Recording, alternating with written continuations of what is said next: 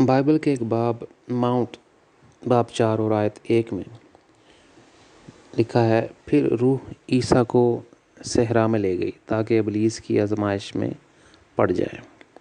کون سا قادر مطلق خدا ہے جو ابلیس سے آزمایا جا سکتا ہے اور آخرکار مصلوب ہو سکتا ہے نچلی اور بری طاقت سے؟ عیسیٰ ایک عام شخص کے علاوہ کوئی اور نہیں تھا۔ منتخب انسان کی روحانی قدر اس وقت بڑھتی ہے جب وہ خود کو نبی بننے کے لیے تیار کرتے ہیں، اپنی کوشش اور روحانی نشوونما کے مطابق وہ خدا کی طرف سے برکت اور روشنی حاصل کرتے ہیں۔ ہمیں اس بات کو یاد رکھنا چاہیے کہ ہر نبی یکساں نہیں ہوتا، ہر نبی کا نور یکساں نہیں ہوتا۔ ہر نبی کو خدا کی منشا کے لیے اس کے کام کے مطابق برکت اور نور ملا۔ عیسیٰ کوئی استثناء نہیں تھا، اس کے لیے وہی اصول لاگو ہوتا ہے۔ پھر بھی دوسرے نبیوں کے برعکس عیسیٰ نے خدا کے ساتھ اتنا گہرا اور دلی رشتہ استوار کیا کہ آسمانی والدین نے اسے اپنا بیٹا کہا۔ 4000 سال کی تاریخ میں اس سے پہلے کسی نبی کے ساتھ ایسا نہیں ہوا۔ اگرچہ ہم سب خدا کے فرزند ہیں، ہماری روحانی نشوونما مختلف ہے۔ عیسیٰ کی انفرادی روحانی ترقی بہت زیادہ رہی ہے، لہٰذا اس کا خدا کے ساتھ بہت اعلیٰ اور زندہ تعلق رہا ہے، لیکن کسی بھی طرح سے عیسیٰ خود خدا نہیں ہے۔ میں بائبل کی ان آیات کا حوالہ دینا چاہتا ہوں جہاں عیسیٰ نے واضح طور پر کہا کہ وہ ایک انسان ہے اور کامل نہیں ہے، یا جہاں اس نے انسان کے طور پر اپنی حد ظاہر کی ہے۔ بائبل کے ایک باب ماؤنٹ باب 24 آیت 36، کوئی نہیں جانتا تاہم وہ دن اور گھڑی کب آئے گی، نہ آسمان کے فرشتے نہ ہی بیٹا، صرف باپ ہی جانتا ہے۔ اگر عیسیٰ خدا ہے تو وہ گھڑی اور دن کو جانتا ہے، لیکن اس نے اس کی بھی تردید نہیں کی۔ وہ اور نہ ہی فرشتے اس کے بارے میں جانتے ہیں۔ بائبل کے ایک اور باب لوکا باب 18 آیت 18 اور 19، ایک یہودی رہنما نے عیسیٰ سے پوچھا، اچھے استاد، مجھے ابدی زندگی حاصل کرنے کے لیے کیا کرنا چاہیے؟ تم مجھے اچھا کیوں کہتے ہو؟ عیسیٰ نے اس سے پوچھا۔ کوئی بھی اچھا نہیں ہے سوائے خدا کے۔ یہاں عیسیٰ نے انکار کیا کہ وہ نیک اور راست باز ہے۔ اس نے زور دیا کہ صرف خدا نیک اور صالح ہے، لہٰذا عیسیٰ کامل نہیں ہو سکتا اور نہ ہی وہ خدا ہو سکتا ہے، ورنہ وہ کہتا کہ میرے سوا کوئی نیک اور صالح نہیں ہے۔ اس نے یہ بھی نہیں کہا کوئی اچھا نہیں سوائے باپ کے اور میرے۔ اس نے خدا کے دو ہونے کے بارے میں بات نہیں کی، لیکن صرف ایک خدا کے بارے میں۔ بائبل کے ایک اور باب یوحنا باب 3 آیت 11 اور 12، میں تم سے سچ کہہ رہا ہوں، ہم وہی کہتے ہیں جو ہم جانتے ہیں اور وہی گواہی دیتے ہیں جو ہم نے دیکھا ہے، پھر بھی تم میں سے کوئی ہمارا پیغام قبول کرنے کو تیار نہیں۔ جب میں تمہیں دنیا کی چیزوں کے بارے میں بتاتا ہوں تو تم میرا یقین نہیں کرتے، پھر جب میں تمہیں آسمانی چیزوں کے بارے میں بتاؤں گا تو تم مجھ پر کیسے یقین کرو گے؟ عیسیٰ نے خدا کے بارے میں بات کی جیسے اس نے آسمان پر دیکھا ہے۔ ہم یہ نہیں کہہ سکتے کہ عیسیٰ کا مطلب تھا کہ اس نے اپنے آپ کو آسمان کے آئینے میں دیکھا۔ اس کا مزید کہنا تھا کہ وہ اس کی خبر دیتا ہے جو اس نے جنتوں میں دیکھا ہے۔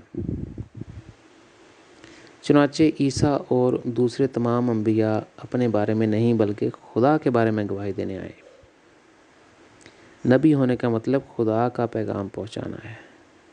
اگر کسی نبی کو اپنے بارے میں گواہی دینا ہو تو اس کا کوئی مطلب نہیں کہ خدا اسے بلائے۔ تاریخ میں تمام پیغمبر خدا کے بلانے سے پہلے عام انسان تھے۔ ہم سب جانتے ہیں کہ عیسیٰ ایک بڑھئی تھا، اسے یہ پیشہ سیکھنا تھا۔ اگر وہ خدا ہوتا تو اس نے ساری مخلوق کو پیدا کیا تو اسے بڑھئی بننا سیکھنے کی ضرورت ہی نہ پڑتی۔ اگر عیسیٰ خدا ہوتا تو فریسیوں اور کاتبوں کو اسے پرانے عہد نامے کی تعلیم دینے کی ضرورت نہ ہوتی۔ فریسیوں کو پرانے عہد نامے کو یاد کروانے کے لیے عیسیٰ کو بھی مارنا پیٹنا بھی نہ پڑتا۔ بائبل کے ایک باب میں لکھا ہے، ماؤنٹ باب 8 آیت 24 اور 25۔ اچانک ایک شدید طوفان جھیل سے ٹکرا گیا اور کشتی کو ڈوب جانے کا خطرہ لاحق ہوا، لیکن عیسیٰ سو رہا تھا۔ شاگرد اس کے پاس گئے اور اسے جگایا، ہمیں بچاؤ رب، انہوں نے کہا، ہم مرنے والے ہیں۔ کسی کو بھی خدا کو جگانے کی ضرورت نہیں، کیونکہ نیند انسانی فطرت کا حصہ ہے اور خدا کا نہیں۔ خدا پوری کائنات اور مخلوق کو پیدا کرنے کے بعد بھی نہیں تھکتا۔ بائبل کے ایک اور باب، ماؤنٹ باب نمبر 5 آیت 48، تمہیں کامل ہونا چاہیے جس طرح تمہارا آسمانی باپ کامل ہے۔ عیسیٰ نے یہ نہیں کہا تمہیں کامل ہونا چاہیے جس طرح میں کامل ہوں۔ بائبل کا ایک اور باب، ماؤنٹ نمبر 8 اور اس کی آیت 19 اور 20، شریعت کا یہ عالم اس کے پاس آیا۔ شریعت کا ایک عالم اس کے پاس آیا۔ عالم، اس نے کہا، میں تیار ہوں، تم جہاں بھی جاؤ میں تمہارے ساتھ چلنے کو تیار ہوں۔ عیسیٰ نے جواب دیا، لومڑیوں کے سوراخ ہیں اور پرندوں کے گھونسلے ہیں، لیکن ابن آدم کے پاس لیٹنے اور آرام کرنے کی جگہ نہیں۔ اس کا کوئی مطلب نہیں بنتا۔ خدا تمہاری ظاہری اور اندرونی کائنات کا خالق ہے، یہ کیسے ہو سکتا ہے کہ اس کے پاس رہنے کی جگہ نہ ہو؟ عیسیٰ نے خود کو ابن آدم کہا۔ کیا خدا بھول گیا کہ وہ خدا ہے، انسانوں کا بیٹا نہیں؟ یہ کیسے ہو سکتا ہے کہ ساری کائنات کا خالق تمام مخلوقات اور بنی نوع انسان کا بیٹا ہو؟ بائبل کا ایک اور باب، متی 11 اور آیت 18 اور 19، جب یوحنا آیا تو اس نے روزہ رکھا اور شراب نہیں پی، اور سب نے کہا اس میں بدروح ہے۔ جب ابن آدم آیا اس نے کھایا پیا، اور سب نے کہا اس شخص کو دیکھو، وہ ایک پیٹو اور شراب پینے والا ہے، ٹیکس لینے والوں اور دیگر نچلی قوموں والے لوگوں کا دوست ہے۔ تاہم خدا کی حکمت اس کے نتائج سے سچی ثابت ہوتی ہے۔ عیسیٰ نے اپنے بارے میں گواہی دی کہ وہ شراب پیتا ہے اور پرانے عہد نامے کی شریعت پر عمل نہیں کرتا۔ کیا جب سے خدا زمین پر آیا ہے شراب پینے والا بن گیا ہے؟ میں جنتوں میں کئی بار خدا سے ملا ہوں اور میں کہہ سکتا ہوں کہ وہ شراب پینے والا نہیں ہے۔ اگر میں جانتا ہوں کہ خدا پینے والا ہے تو میں ہر روز 10 بیر پیوں گا۔ میں نے کئی بار فردوس میں عیسیٰ سے ملاقات کی ہے، وہ وہاں بھی شراب پیتا ہے۔ بائبل کے ایک باب، یوحنا باب نمبر 18 آیت 22 اور 23، جب عیسیٰ نے یہ کہا تو وہاں کے مخالفوں میں سے ایک نے اسے تھپڑ مار کر کہا، تمہاری ہمت کیسے ہوئی سردار کاہن سے ایسے بات کرنے کی؟ عیسیٰ نے جواب دیا، اگر میں نے کچھ غلط کہا ہے تو یہاں سب کو بتاؤ کہ وہ کیا تھا، لیکن جو میں نے کہا ہے وہ ٹھیک ہے۔ تم مجھے مارتے کیوں ہو؟ کیا خدا اتنا بے بس ہو گیا تھا کہ رومی سپاہی اس کے منہ پر مار سکتے تھے، یا کہ فریسی اس سے اونچے ہیں، اور ایک سپاہی کو خدا کو بتانا پڑا کہ ان سے کیسے بات کی جائے۔ یہ تمام آیات اس بات کی واضح نشانیاں ہیں کہ عیسیٰ کسی بھی طرح سے خدا نہیں بلکہ صرف ایک عام انسان کا بیٹا ہے۔ اسے خدا کی طرف سے حیرت انگیز فضل ملا ہے کہ وہ خدا کا بیٹا کہلائے گا۔ اب ہم ایک نئے باب میں آ گئے ہیں، مذاہب اور ان کے بانی، ریلیجنز اینڈ دے فاؤنڈرز۔ معلوم مذہبی تاریخ کے 6000 سال بحالی کی تاریخ رہی ہے۔ یہ پرامن دنیا کی چابی کی تلاش بھی رہی ہے، جہاں پوری بنی ہوئی انسان ایک دنیا کے خاندان کے ایک ساتھ رہ سکتی ہے۔ دراصل مذاہب کا مقصد انسانوں کے لیے ایک پرامن اور مثالی روحانی ماحول پیدا کرنا ہے۔ اس کے بعد انہیں انسانوں کو براہ راست خدا سے جوڑنا ہے تاکہ وہ اپنے خالق کے ساتھ ایک زندہ رشتہ تلاش کر سکیں۔ تاریخ گواہ ہے کہ مذاہب ہی تھے جنہوں نے زیادہ جنگیں اور تشدد برپا کیا، اور ایسا اس لیے ہوا کہ انبیاء اور مسیح طویل عرصے میں خود غرض ہو گئے ہیں، اور بالواسطہ یا بلا واسطہ اپنے ماننے والوں کا درمیانی نقطہ بن گئے ہیں۔ اس کے ذریعے انہوں نے بنی ہوئی انسان کے لیے خدا سے ملنے کا سیدھا راستہ مستور کر دیا ہے۔ میں نے بہت سے پروفیسروں، ماہرین اور الہیات کے ماہرین سے سنا ہے کہ بائبل کا خدا متشدد، شفاق اور ظالم ہے۔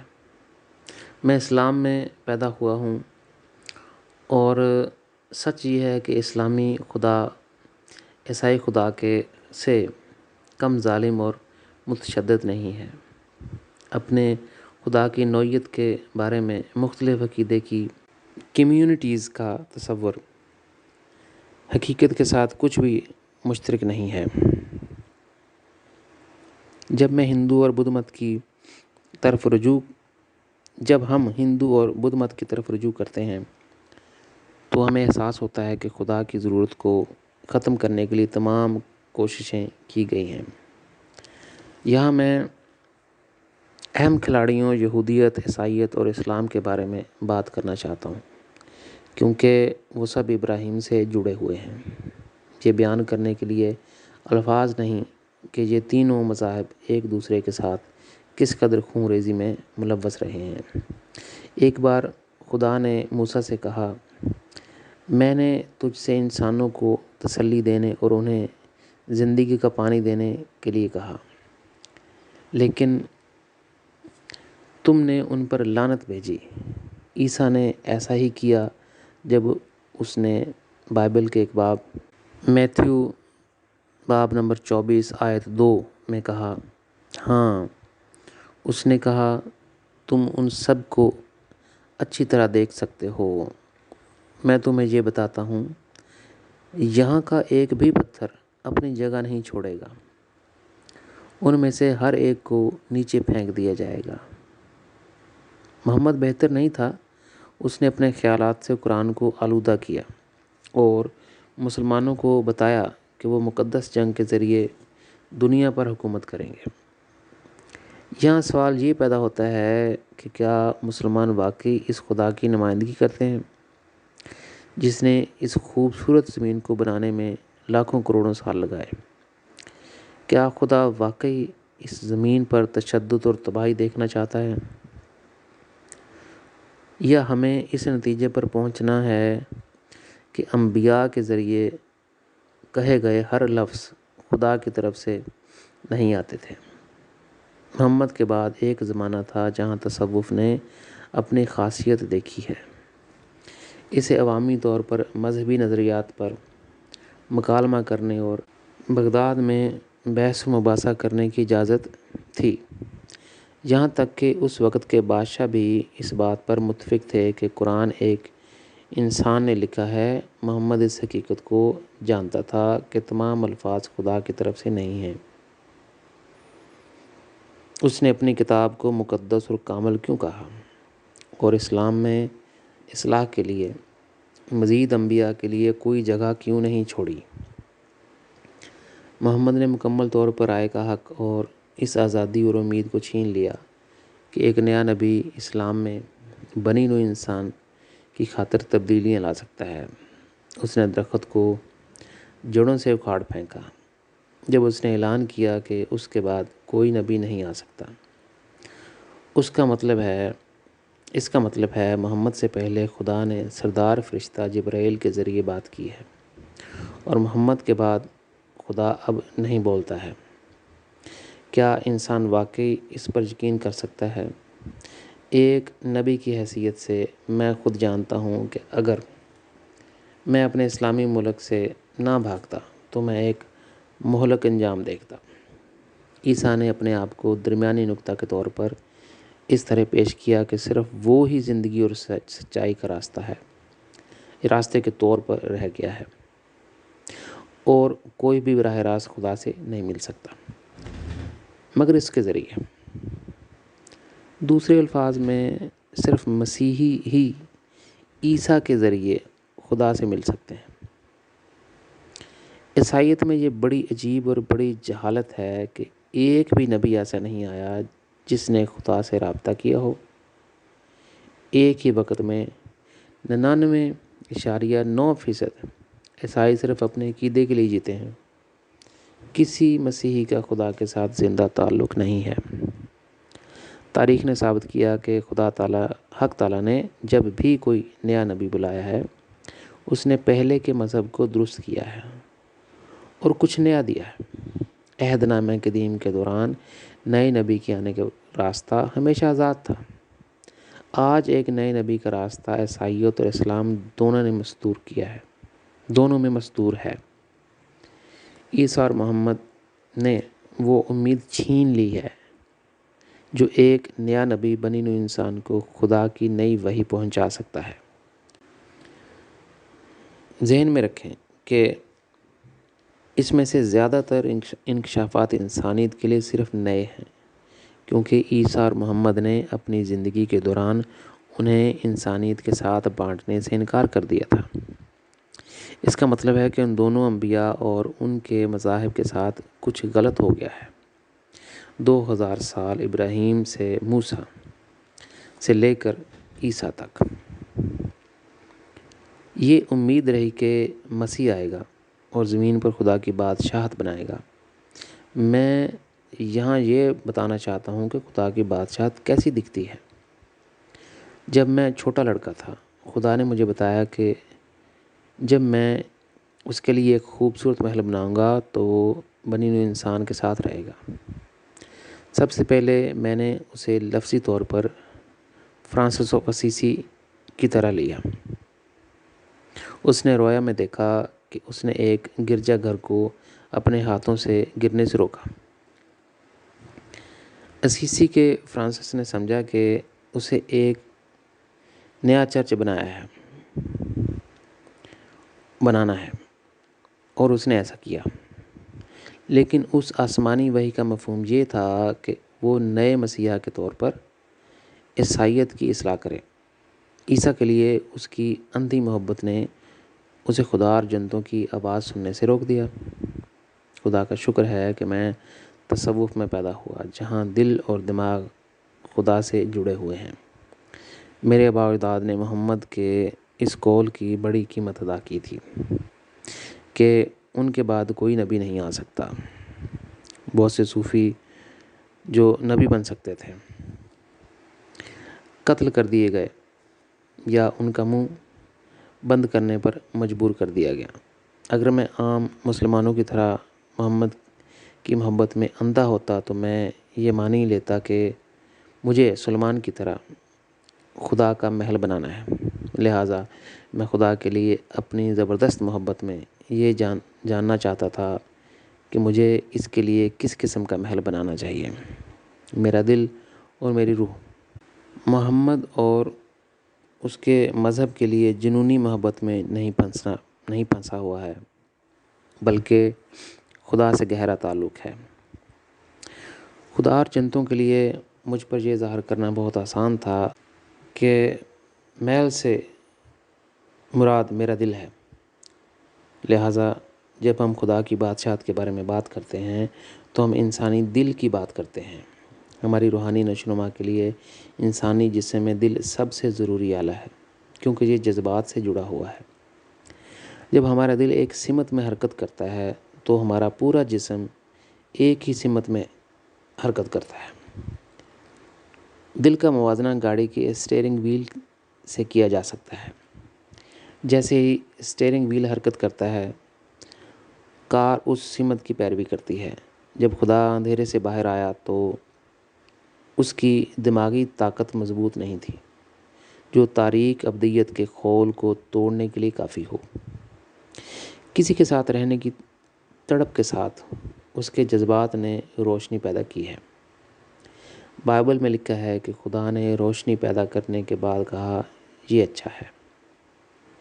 اس نے زبردست جذبات اور اس کی محبت، جس کی زمینی اور ابد تک کسی بھی چیز سے موازنہ نہیں کیا جا سکتا، خدا کے لیے ظاہری کائنات اور ابدی زندگی کی تخلیق کی وجوہات تھیں۔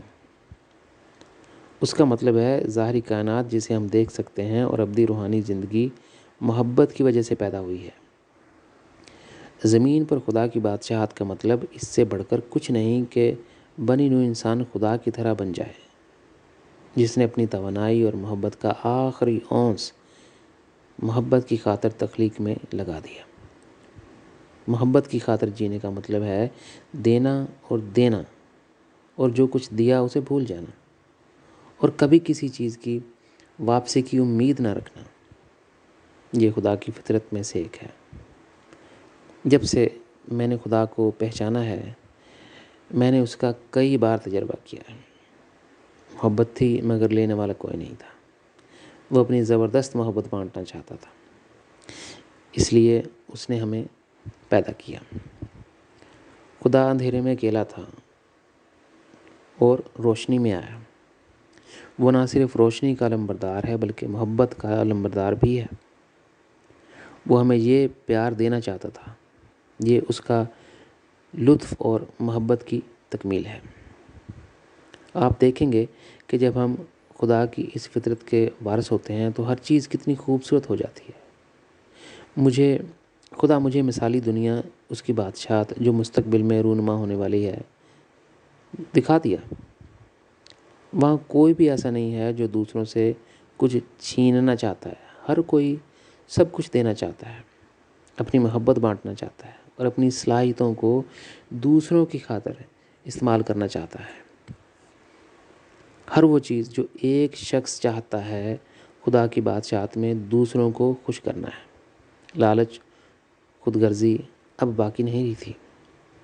تمام مادی چیزیں اور پیسے کی اس دنیا میں کوئی قدر و قیمت نہیں تھی۔ مثالی دنیا بہت رنگین ہے اور خدا کا ہر بچہ ایک شہزادے اور شہزادی کی طرح رہتا ہے۔ نہ پولیس ہے، نہ عدالت اور نہ فوج۔ زمین خدا کی محبت سے بھری ہوئی ہے اور ہر چیز اس کی محبت کے تصور میں چمک رہی ہے۔ اس دنیا کی خاص بات یہ ہے کہ انسان نظر آنے والے خدا کو اکثر نیلے آسمان کے بادلوں پر دیکھ سکتے ہیں۔ انسانی مخلوق خدا کے حقیقی بیٹوں اور بیٹیوں کا دورہ کر رہی ہے اور ان کی خدمت کر رہی ہے جو محبت کے مجسم ہیں۔ فردوس کے زنگ آلودہ دروازوں کی تمثیل،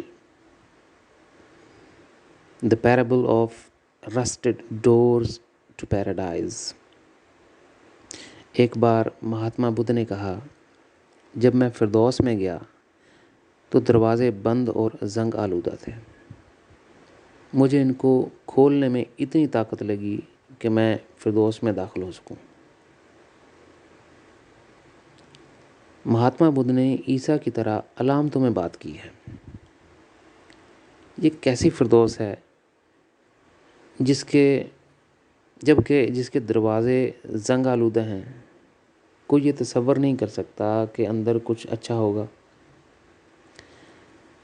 میں بے شمار بار فردوس اور جنتوں میں گیا ہوں، کوئی دروازے نہیں ہیں، آپ جہاں چاہیں اور آرزو کریں وہاں داخل ہو سکتے ہیں۔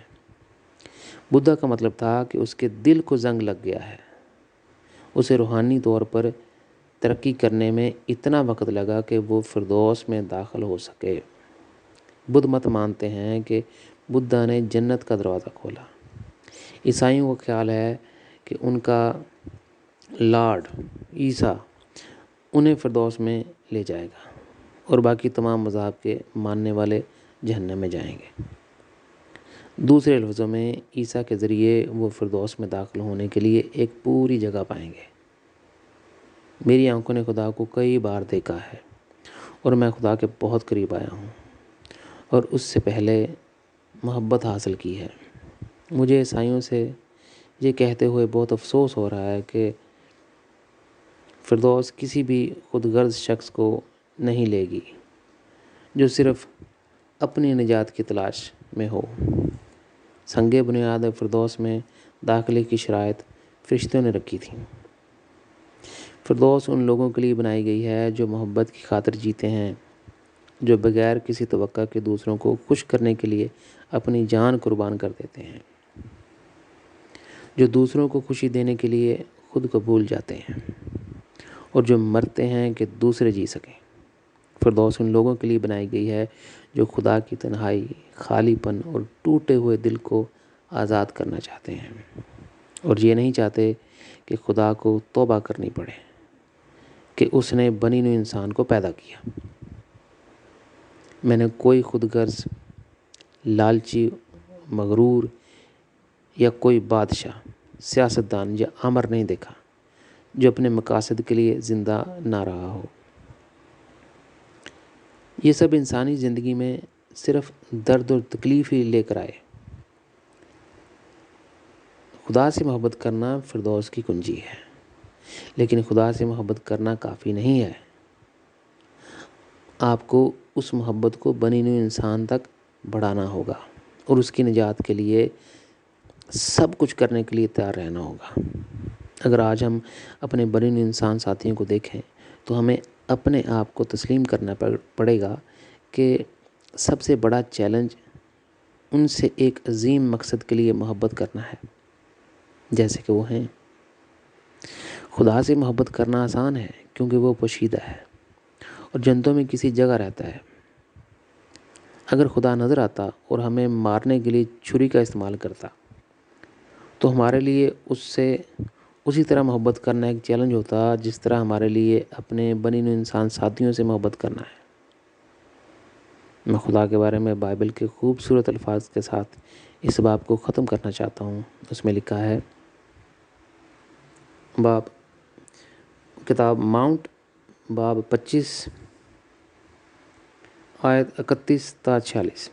جب ابن آدم بادشاہ کے طور پر آئے گا اور تمام فرشتے اس کے ساتھ ہیں، وہ اپنے شاہی تخت پر بیٹھے گا اور تمام قوموں کے لوگ اس کے ساتھ جمع ہوں گے۔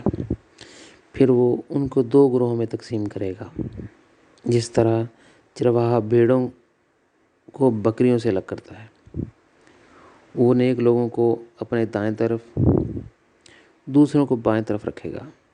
تب بادشاہ اپنی دائیں طرف کے لوگوں سے کہے گا، آؤ میرے باپ کی طرف سے برکت پانے والوں، آؤ اور اس بادشاہت پر قبضہ کرو جو دنیا کی تخلیق کے وقت سے تمہارے لیے تیار کی گئی ہے۔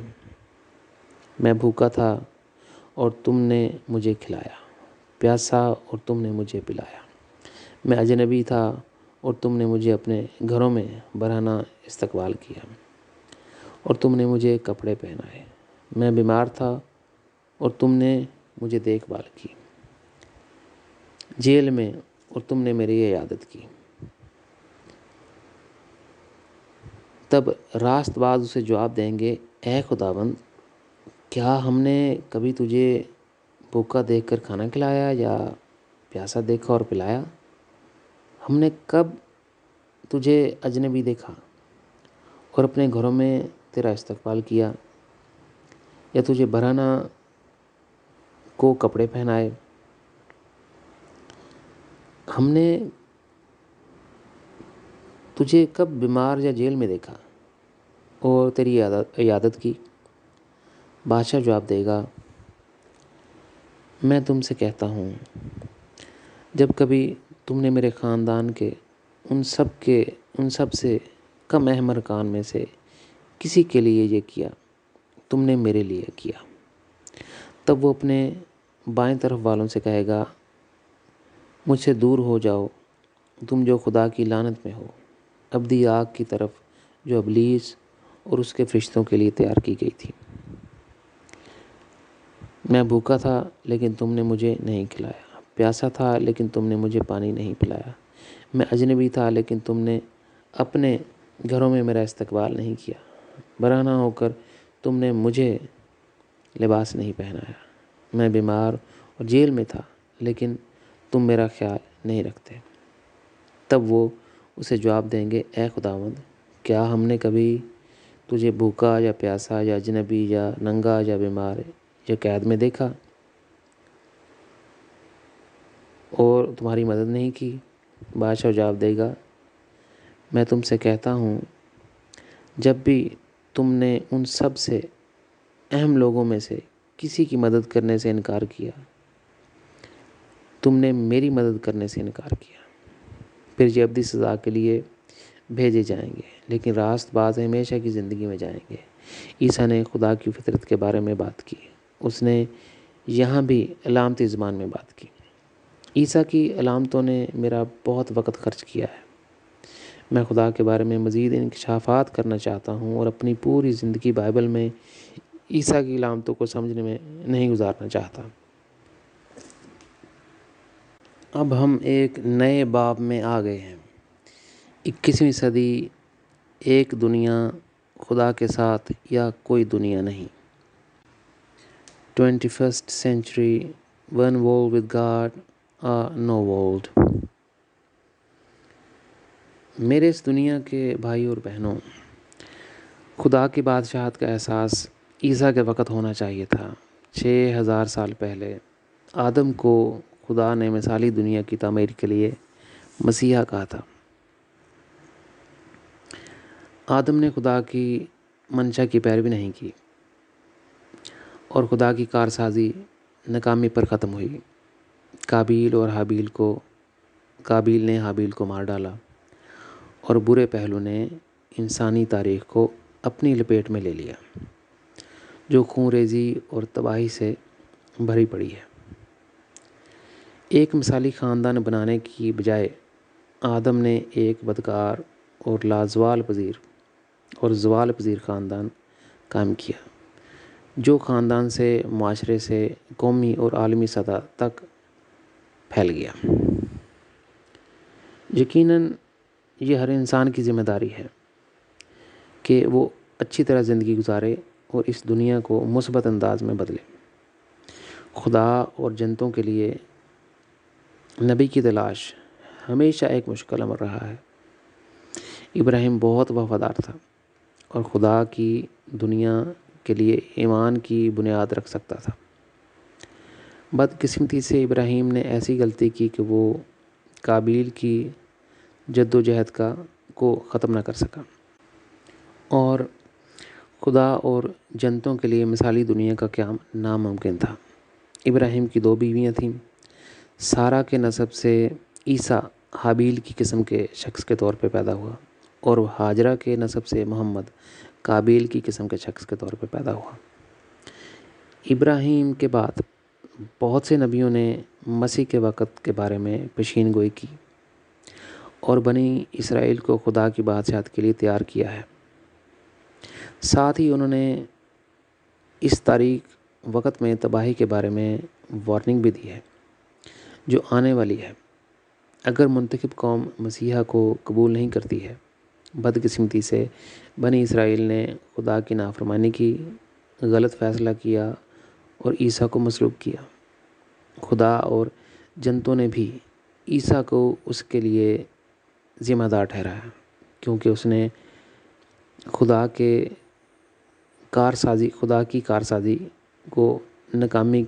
کارسازی کی ناکامی کی بنیاد رکھی۔ عیسیٰ کے پاس قابیل کی جدوجہد کو ختم کرنے اور زمین پر خدا کی بادشاہت کو خاطر خواہ محسوس کرنے کا عظیم موقع تھا۔ اگر عیسیٰ خدا کی منشا کو پورا کرنے میں کامیاب ہو جاتا تو محمد قابیل کی طرح نیا مذہب بنانے کے لیے نہ آتا۔ آج اسلام اور عیسائیت کے درمیان قابیل حابیل کی لڑائی عالمی سطح پر پھیل چکی ہے اور یہ تصادم ایٹمی جنگ کا سبب بن سکتا ہے۔ میں روحانی دنیا میں عیسیٰ اور محمد سے مختلف بار ملا اور بات کی۔ اکثر اوقات ان کے خیالات ایک دوسرے سے 180 ڈگری مختلف ہیں۔ عیسیٰ نے ایک بار کہا کہ محمد کے بعد میں زمین پر خدا کی بادشاہت کی امید نہیں ہے۔ اس نے یہ بھی نشاندہی کی کہ مستقبل میں محمد کی میراث عرب ممالک میں بڑے پیمانے پر تباہی کے ساتھ مقدس جنگ کا باعث بنے گی۔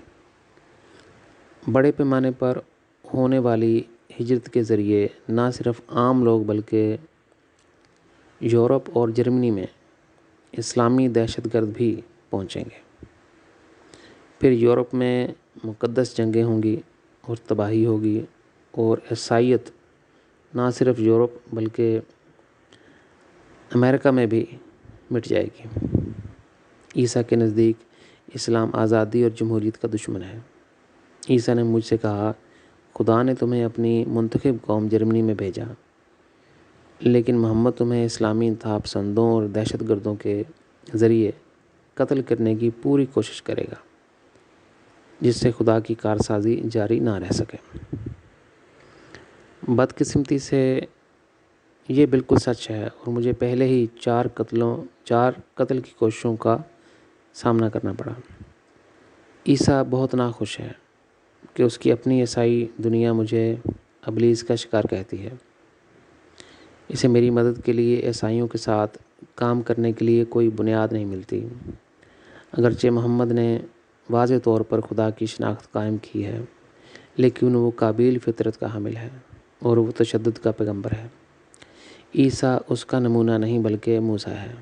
اس لیے اس نے شریعت واضح کی اور اسلامی دنیا کو موسیٰ کے دور میں واپس لایا۔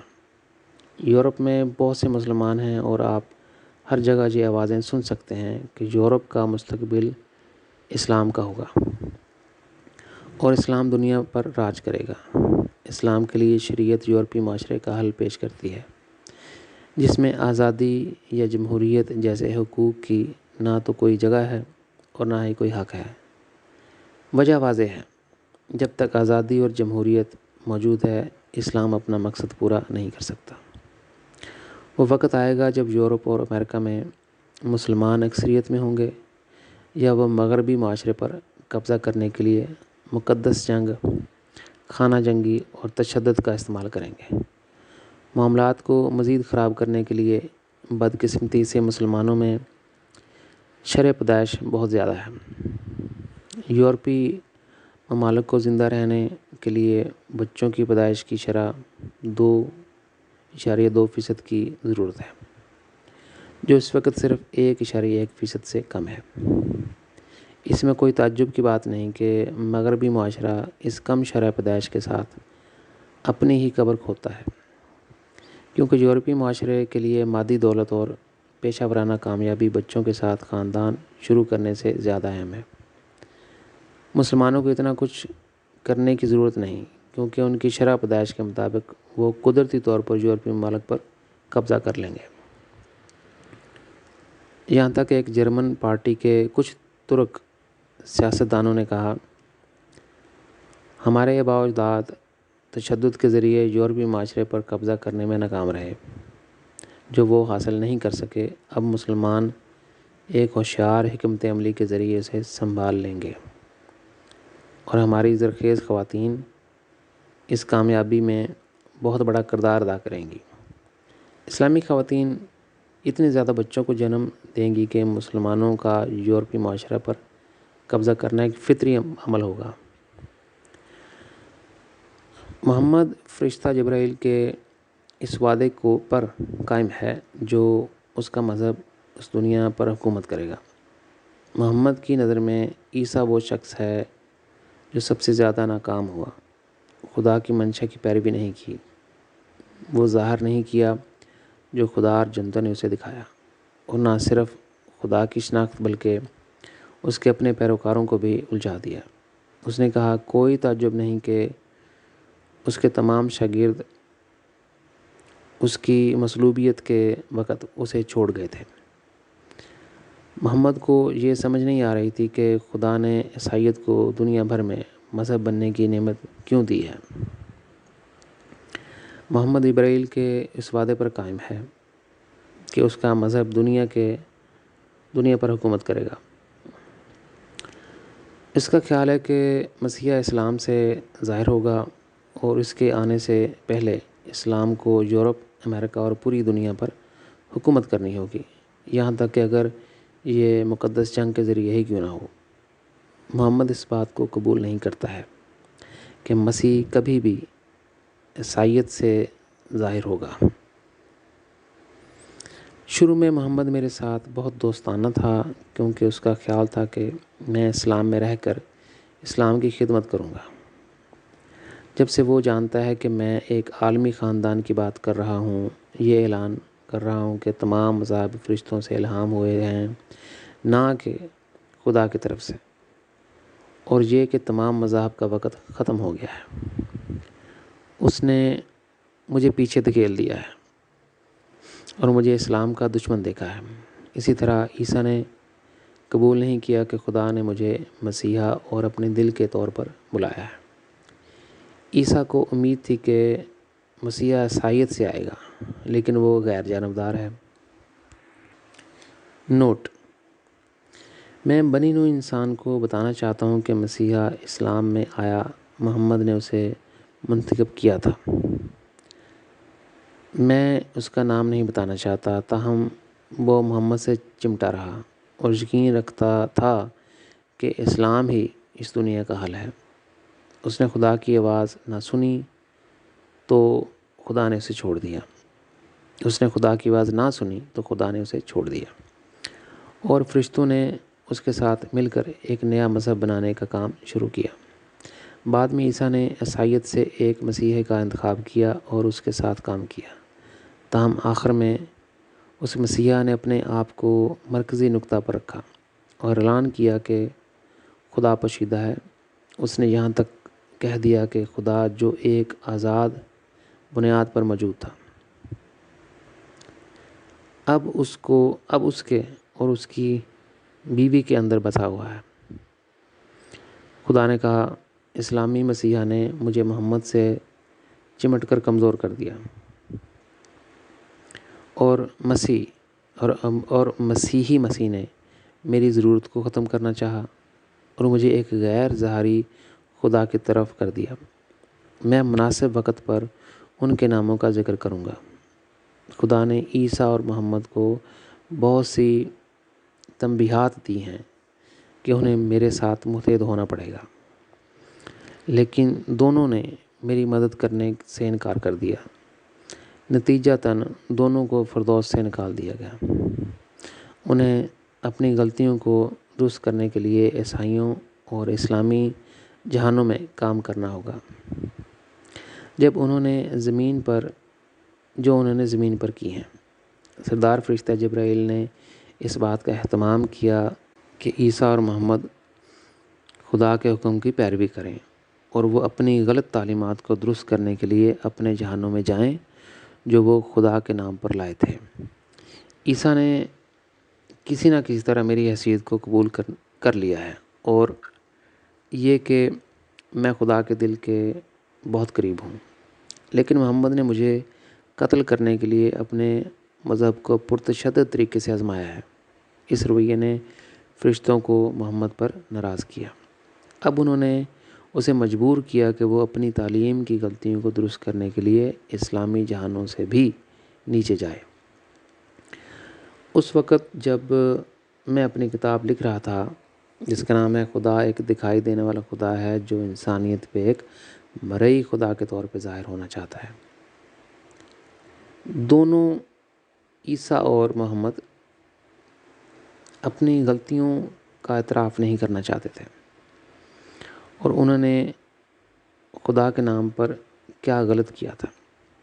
آخرکار میں نے خدا سے کہا، اس نے مجھ سے کہا ان کے پاس جاؤ، اگر وہ اپنے مشن کی زندگی کے بارے میں تمام چھپی ہوئی سچائیوں کو ظاہر نہیں کرتے تو میں ان کی روشنی کو دور کر دوں گا۔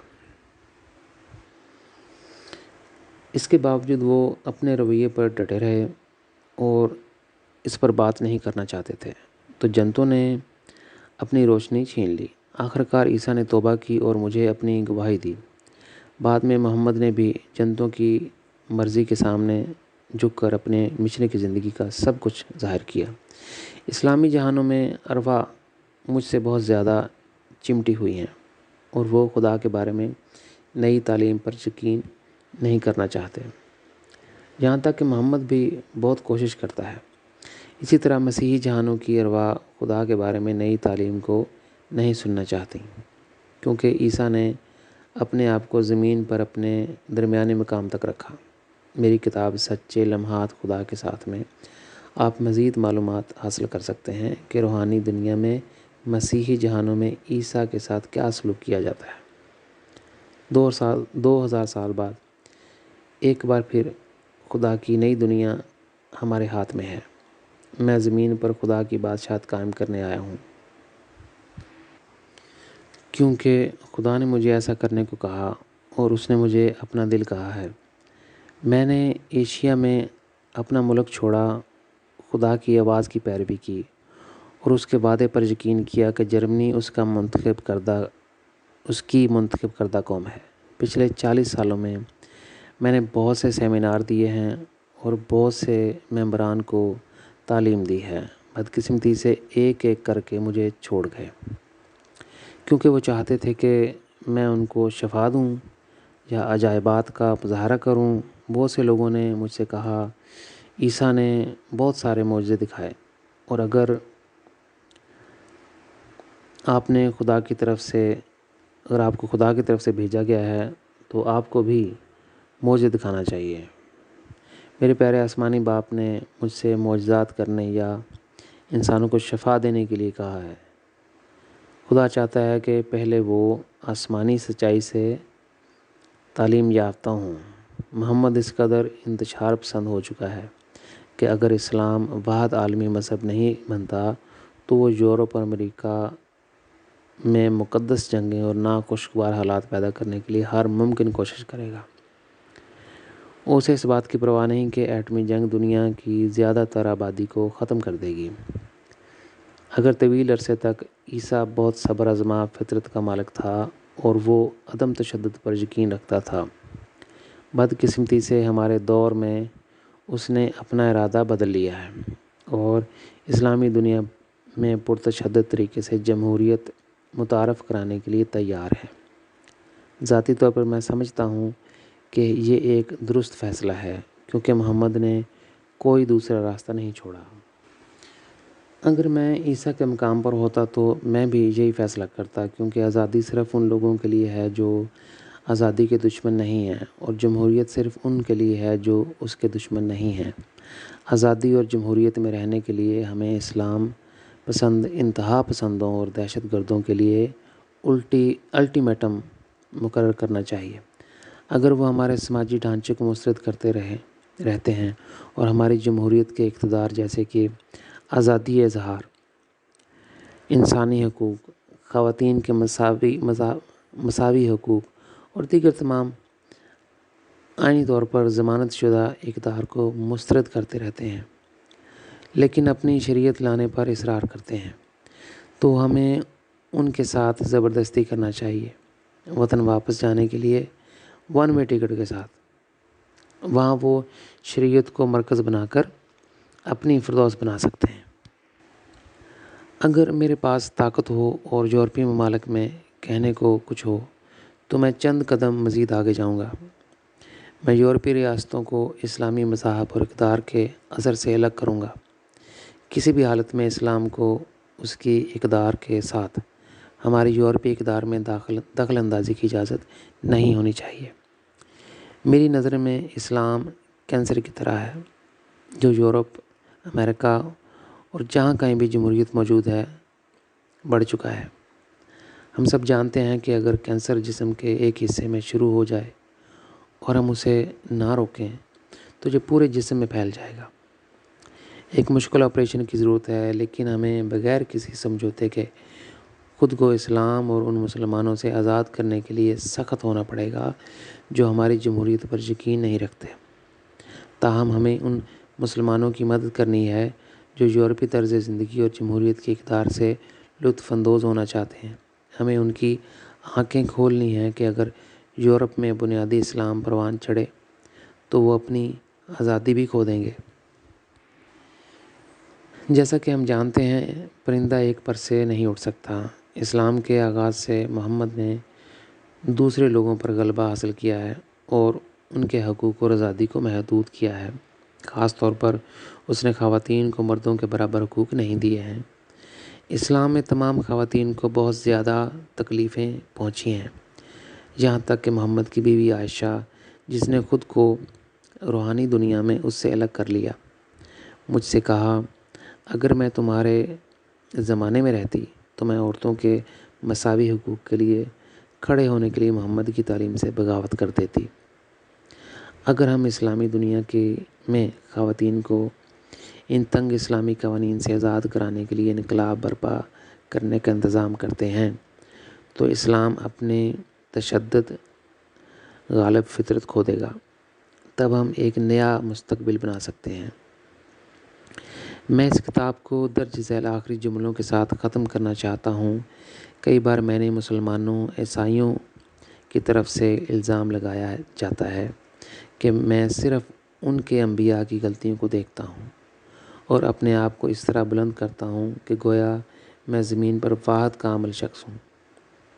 یہاں میں وہ جواب لکھوں گا جو میں نے ہمیشہ دیا ہے، میں کامل نہیں ہوں، کوئی بھی کامل نہیں ہے، ہم سب کو بڑھنا ہے، کامل صرف ایک ہے، اعلیٰ الہی ذات جس نے ہمیں پیدا کیا، خدا۔